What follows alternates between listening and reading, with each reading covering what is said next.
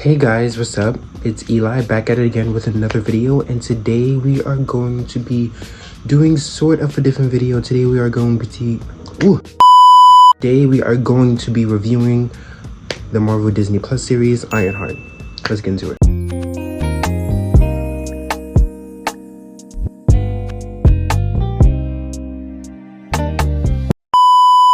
Okay, so the way I kind of want to do this review, I kind of want to first start off by saying what I really liked about the entire series. I do have some favorite moments that I do want to highlight. Some of my favorite moments were the final fight scene, the whole fight scene, the sequence, how she did everything, how she used everything was very well done. The acting sequence during her final moments with Natalie was very well done. I will say that the White Castle fight sequence was very well done as well. A lot of the fight sequences were very well done, very good. Pretty much in addition to that, every moment that she was kind of like in the suit, or even when she was trying to get a piece of the hood, or even when she was trying to what else? I'm forgetting the sequences, but almost every sequence when she was in that little garden greenhouse thing, that was a very good scene as well. Pretty much every scene in which she was like doing some spy work, doing something in the suit, pretty much every action sequence in this was pretty much amazing. So those were my favorite moments in this. Now we're gonna get into some of the pros and cons. So some of the pros in the series, I would say Riri's suit upgrade was amazing. It was definitely a better and bigger upgrade than what we saw in the Black Panther film. That suit was good, but I feel like it's showing that how much she's improved and learned. Obviously, she said it in like the first episode that because of the way that she's improved and learned, and because she didn't get to keep the suit, she learned how to like upgrade her suit in the sense.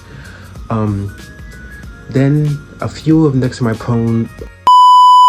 pros are basically the connection of Riri. I feel like the actress for Riri Williams did a very great job. She did an amazing job.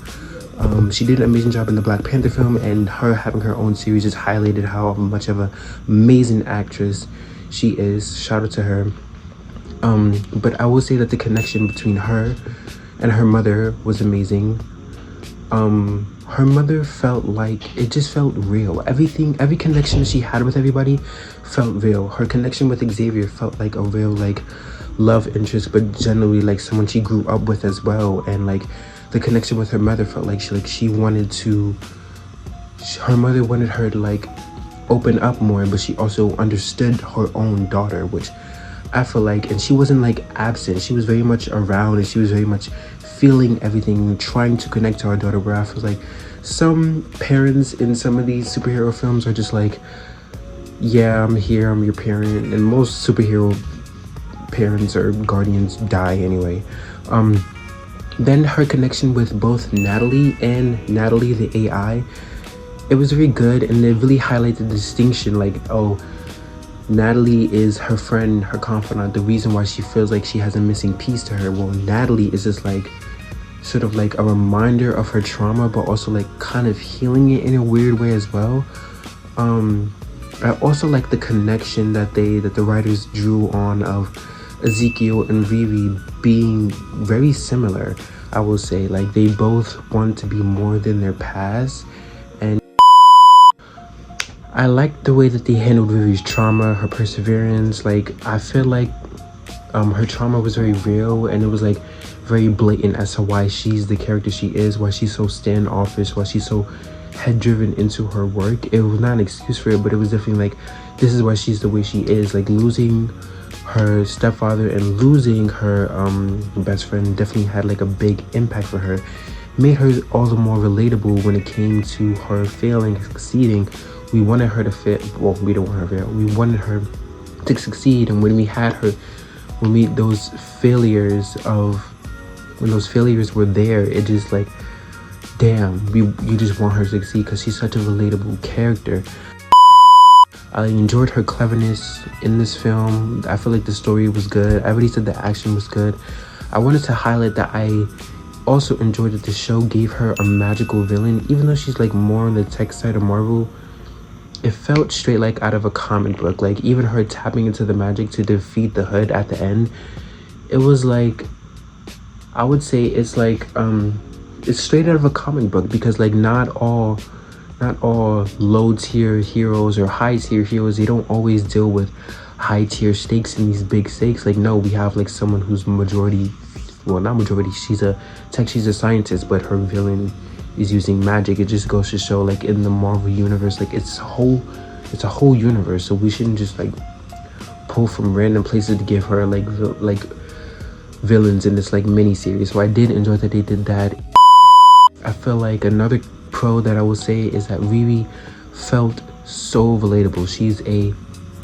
Even the Hood felt relatable. Like these characters felt so relatable because they are POC people trying to do their best at what they know. They know that they can be these things. They know they can obtain this power, but it's just like how they're getting to it is sort of the fiction. But they are both very relatable characters, and I did enjoy that. It proved that Riri is iconic and will always be. And Riri is very iconic. The story was very good.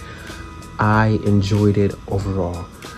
But there are some things I didn't enjoy, so we'll get into that next. The cons, I would say, as good as the suit was and as good as the upgrade one was, it still gave Power Ranger. I feel like the suits that Riri has are definitely more adjacent to War Machine than an Iron Man suit, which isn't bad. They still look good. It's just that they constantly throw in her face how much she wants an Iron Man suit. Yet her suit looks nothing like Iron Man suits, which they don't have to be. I don't need Iron Man. We already like seen that before, but I feel like the way that they look could just be a tad bit better. I feel like there could have been a connection from some kind of outside source in some sense. Like yes, it's more realistic that Stark Industries and like other Avengers related people helped benefit like a Peter Parker like after Endgame more than they did Riri, but she's been to Wakanda, she saved the world, and they do all these Tony Stark comparisons out there so much. I feel like an internship letter at the end of the series, like that she rejected, or like at least a small scene of her seeing the Iron Man suit in person would have like tied together the story that they really try to push of like the comparisons. Like she wants to be Iron Man, she wants to be as iconic as him and as iconic as Tony Stark. I feel like the reason that they gave for that was a little just like, yeah, she wants to protect her family and she wants to be iconic because she knows she can do it because she can. Like I understood it, but I feel like a little more of a glimpse to her inspiration would have been better. I'm not saying they should have built a whole series around that, but just the scene of that could have pushed it so much better. I feel like Ezekiel and his villain storyline was thrilling and was on the edge of my seat. Like, oh my god, they're not gonna be friends anymore. Like they ruined another like relationship. Riri, oh my god, what are you doing?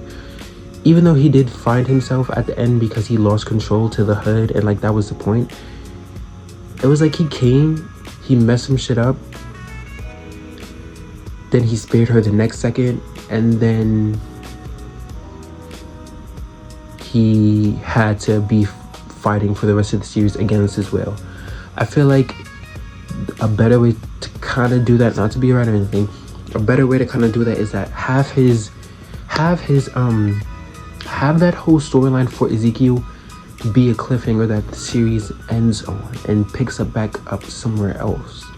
It was still very well done, I will give it that. So we'll see what Marvel takes that in the future, but I feel like he just got so overshadowed because this is such a small series already.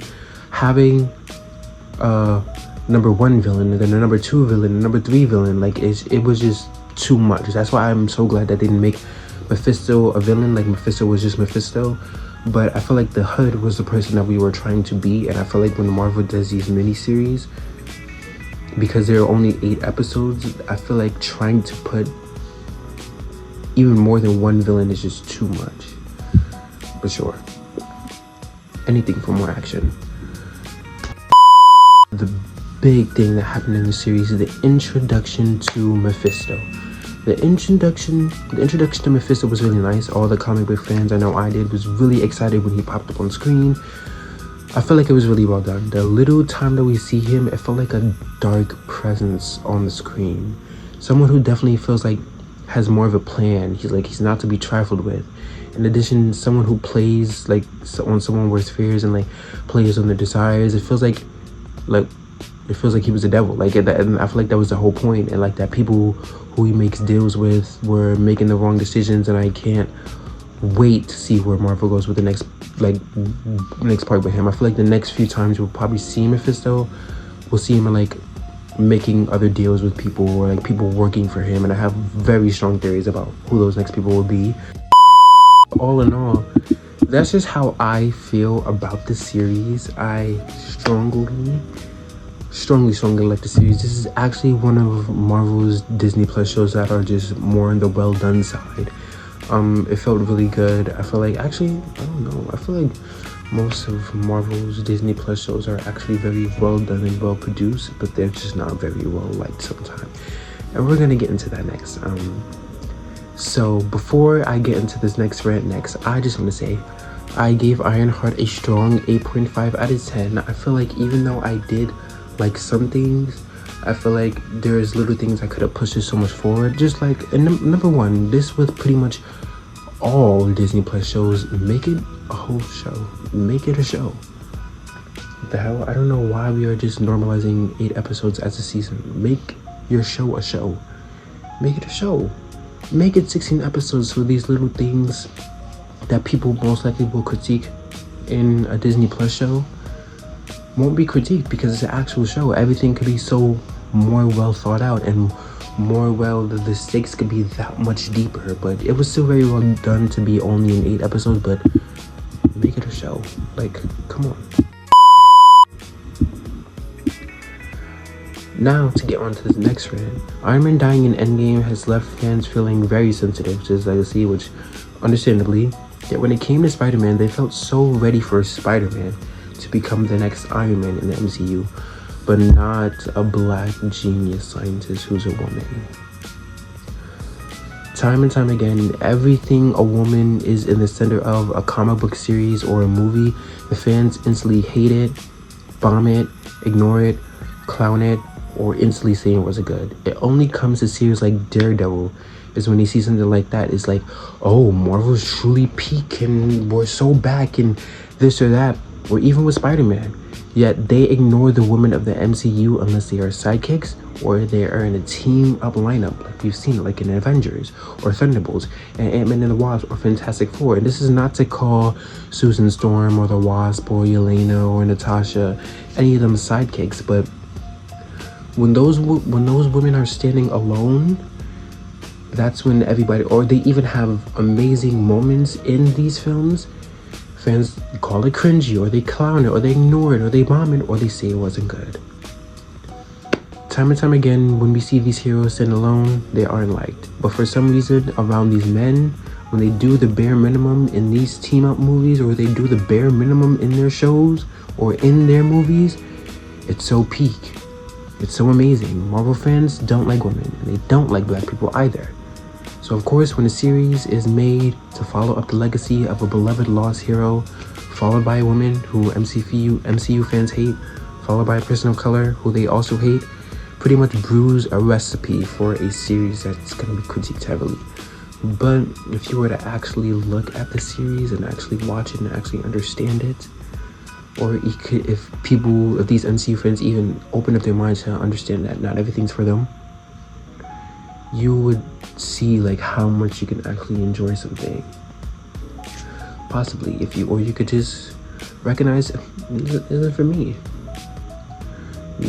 It isn't for me. But when people label things, this is for the MCU, all the MCU fans instantly think, well, this has to be for me. Miss Marvel has to be for me. Echo has to be for me. Everything has to be for these certain type of MCU fans. But sure, let's keep on getting these rewashed stories and calling them peak. And let's keep on getting that.